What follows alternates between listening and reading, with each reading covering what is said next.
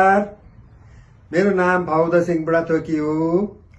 म फाकपोक्तुम गाउँ विकासको वार्ड नम्बर 6 सिमसारामा बसोबास गर्छु। मेरो छोरा सबिन बुढाथोकी र नन्द बुढाथोकी हुन्।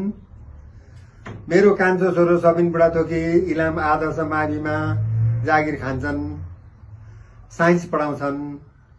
बुहारी यमुना पोखरेल ट्राफिक प्रहरीमा कार्यरत छिन्।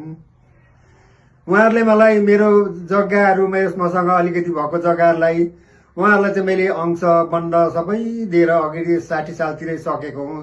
छोरा छोरी सबै नाति नातिनीलाई भन्नु सबैलाई मैले दिएँ मेरो भएको जे छ।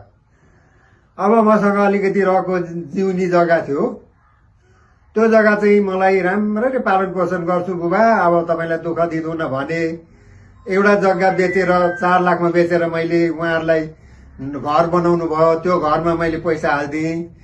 बुवालाई एउटा कोठा राम्ररी बनाएर पाल्छौँ भने मलाई फुर्क पारे होला भने कहिलेकाहीँ आउँदाखेरि यसो मेजबान गरे जस्तो नि गरे। अब मेरो जग्गा सबै कान्छो छोरो बुहारीले लटीपटी पास गरेर पक्काइकोलाई यसो गर्छौँ त्यसो गर्छौँ भन्दै मालपतमा लगेर पास गराए मेरो जिउने जग्गा। म अहिले सुकुम्बासी बनेको छु। म 82 वर्ष पुगेँ। अब मैले अर्को नन्द कुमार जेठासरलाई अलिकति अंश दिएँ, उसलाई जिउनी दिएको छैन मैले। म बिहाल भएँ, मलाई चाहिँ बेपत्ता पराए, मलाई सुकुम्बासी बनाए मेरा कान्छा छोरा बुहारीले।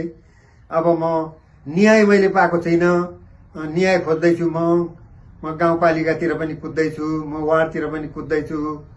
हजुरहरूले मलाई न्याय दिलाइदिनुहुन्छ भन्ने म ठुलो आशामा छु। हजुर म न्याय पाइनँ। नमस्कार।